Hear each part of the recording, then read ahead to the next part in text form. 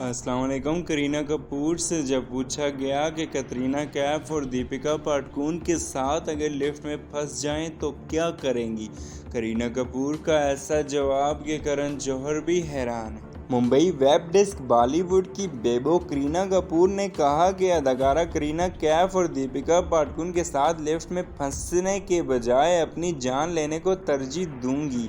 मारूफ भारतीय फिल्म हिदायतकार करण जौहर के show coffee with करण में शिरकत के दौरान जब अदाकारा करीना कपूर से पूछा गया कि अगर आप कभी कतरीना कैफ और दीपिका पादुकोण के साथ लिफ्ट में फंस जाएं तो क्या करेंगी, इस सवाल के जवाब में उनका कहना था कि कतरीना कैफ और दीपिका पादुकोण के साथ लिफ्ट में फंसे रहने से बेहतर है खुद को अपनी जान ले लूं।